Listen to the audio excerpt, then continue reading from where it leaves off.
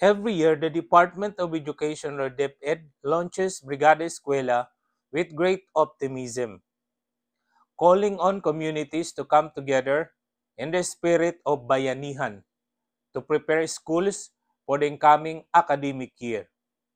It is a noble tradition that celebrates volunteerism and civic duty.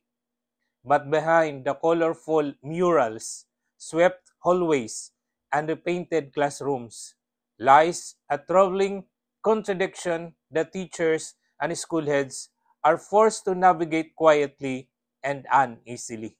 On one hand, DepEd policy explicitly prohibits any form of solicitation. No teacher or administrator is to ask for money or materials from parents or stakeholders. This is a safeguard meant to protect the public from coercive fundraising, and rightly so. Public education should be free and accessible without hidden costs passed on to families or communities. On the other hand, the same policies and the unwritten expectations from supervisors and higher-ups require school leaders or principals to find ways to improve their campuses, often with little to no financial support from the government. Teachers are told to seek external stakeholders and mobilize resources, even as they are warned against soliciting. Principals are evaluated on the success of Brigada Eskwela, with school improvements often used as a measure of their leadership. What then is a school head to do? The message is clear. Though unspoken, first, deliver results, but don't ask for help in ways that might be considered solicitation. Walk the tightrope.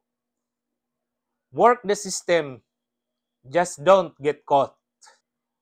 This untenable situation puts undue pressure on educators who are already stretched thin.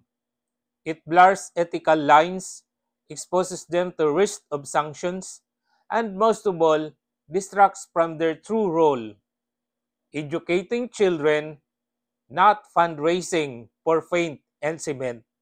The root cause of the problem is not the teachers, not the school heads, not the principals, nor the spirit of Brigada Eskwela itself.